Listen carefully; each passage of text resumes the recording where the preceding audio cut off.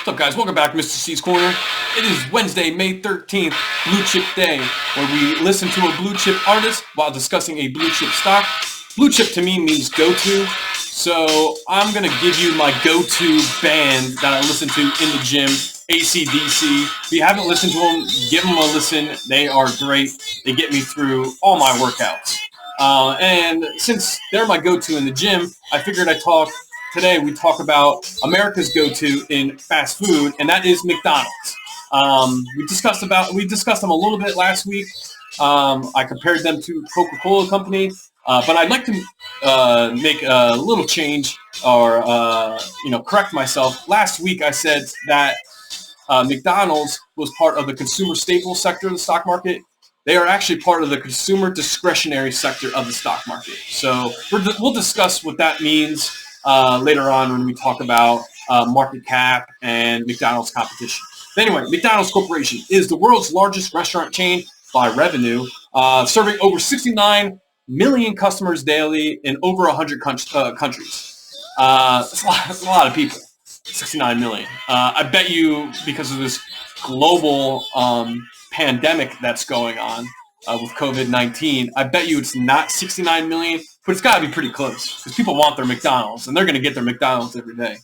Just tell Warren Buffett not to go get his McDonald's and see what he says. Anyway, so that's McDonald's, and let's talk about some of their products that they have. I think we all know a lot of their products, but they're best known for their hamburgers, cheeseburgers, and their French fries, right? Forget about their ice cream machine being broken. Everyone knows that, but they're best known for their burgers and fries. They also have chicken products, chicken sandwiches, chicken nuggets, and do they still have chicken tenders? I don't know. You gotta let me know. I really don't eat at McDonald's, but let me know if they have chicken tenders. They have breakfast items. McDonald's is my go-to for fast food breakfast. You honestly can't beat a McGriddle. They have soft drinks, milkshakes, wraps, and desserts. They have pie, cookies, and like I said before, ice cream whenever you can get the ice cream if the machine's working. They also have healthier, and I wrote this down, healthy, question mark, because is it really healthy? Their salads, they have fish, they have smoothies, and they have fruit. So that was a question mark. Is it really healthy? So I was lacking when I was doing my research. Anyway, it's revenue. McDonald's revenue comes from rent, royalties, and fees paid for by the franchisees. So this lesson, we're going to start off by learning what a franchise is and what a franchisee and who the franchisee is and who the franchisor is during this kind of structure McDonald's has. So this is a definition from Investopedia.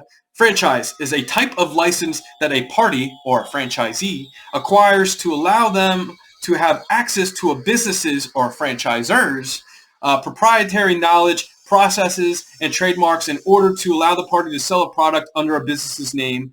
In exchange, the franchise pays a franchisor an initial startup and annual licensing fee. So basically, I can just go, Mr. C, I'll go to McDonald's and say, hey, I want to open up a McDonald's on the corner of East and Main, just making up roads. McDonald's will be like, okay, great. In order for you to do that, you need to give us an initial startup fee. You got to pay us X amount of dollars. And then after that, you're going to have to pay us a yearly fee to use our brand. And we are also going to collect royalties on everything that you sell, or percentage of everything that you sell. I'm not going to discuss royalties too much. If you don't know royalties, go check out Shark Tank, where Kevin O'Leary always wants royalties in all of his deals. Anyway, so yeah, we're going to collect money from you, but after that, all that money is yours. You can hire as many people as you want. Just make sure that McDonald's gets their cut. That's what it basically means by franchise. So when I was looking this up, though, about the whole franchise and all that stuff, I was really looking up McDonald's balance sheet, and it's a fun fact I saw. I saw that McDonald's actually owns all the land all of its restaurants are on, and that's roughly estimated at $16 to $18 billion. It's a big deal. I'm a big advocator for land, side note, because they're not making any more land, right? Anyway, So moving on, in October of 1985, McDonald's Corporation and Philip Morris replaced American Tobacco Company and General Foods Corporation in the Dow Jones. So your first question that you're going to put on Schoology is, why was McDonald's Corporation added to the Dow Jones in 1985? Make sure that you put your response on Schoology. All right, anyway, McDonald's actually encompasses 5.23% of the Dow Jones. Remember, I'm going to be talking about that, just a little bit of like fun fact there about how much percent or how much is weighted, how much the Dow Jones is weighted towards McDonald's. So consumer discretionary. I gotta start wrapping this up. I'm running out of time. Consumer discretionary is a term given to goods and services that are considered non-essential by consumers, but desirable if their available income is sufficient to purchase them. Includes durable goods, apparel, entertainment and leisure, and automobiles. So basically, they're not essential, but they are essential. They're not essential as in we don't need them to exactly live, but we want them. We don't need them, but we want them, right? We don't need McDonald's, but we want McDonald's. We don't technically need a car, but we want a car. We don't need Netflix, but we want Netflix, etc. I can keep on giving you examples of wants versus needs, but check out that video. I think it was from like a month ago where we talked about wants and needs. So the purchase of consumer discretionary goods is also influenced by the state of the economy, which can affect consumer confidence, right? If our economy's not doing well, and technically by the definition of consumer discretionary, people aren't going to go and buy these non-essential products.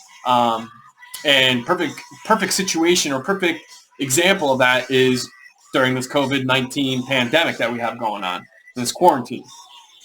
Anyway, this consumer discretionary sector has a $5 trillion market cap. Big sector of the stock market. And they have 11 sub-industries. And I wrote all these out, so trust me. I know. There's auto components, automobiles, distributors, diversified consumer services, hotels, restaurants, and leisure, household durables, internet and direct marketing, retail, leisure products, multi-line retail, specialty retail, and finally textiles, apparel, and luxury goods. That was a lot. McDonald's is in the hotel, restaurant, and leisure sector, right? Which amounts for $605 billion market cap. Well, what about McDonald's? Well, first, when I was looking at McDonald's, I was actually looking at their competition, and the first one that come to mind, Chick-fil-A, Burger King, Wendy's. Yeah, but those are private companies. Their stock is not listed on on any stock exchange. So I had to look at who their competition was directly, like who has publicly traded stocks. So I found three, and I figured we'd talk about those three. Yum Brands, Inc., Chipotle Mexican Grill, Inc., Domino's Pizza, Inc. So Yum Brands, they account for a $25 billion market cap. Chipotle, $24 billion market cap. And Domino's, $14 billion market cap. What about McDonald's? McDonald's market cap is $138 billion. So you can combine the other three together. It's not even close to what McDonald's is. So your second question, remember we're going to put this on Schoology. Your second question is, what do you think sets McDonald's apart from its competition? Let me know. I mean, you can put a variety of answers, but let me know what you think in Schoology. So I'm going to give you some news, and then we're going to wrap it up. So some news. I'll give you the bad news first. On Bloomberg, I saw that McDonald's had to import beef to their chain restaurants in the U.S. and Canada because of meat packaging plants being temporarily closed here in the U.S. or them having to follow certain guidelines and then having to reset production. But some good news. I'm not going to end today on bad news. Some good news. They are testing out a new restaurant design that focuses on social distancing and safety in the Netherlands. So they're trying it out in the Netherlands, and if it works there, then I bet you're going to see these certain kind of structures in McDonald's globally. That's today's episode. Bell ringers found the About section of this video. Wednesday's episode, Blue Chip Day. We'll see what we have in store tomorrow for Thursday. And that's it. Have a good day.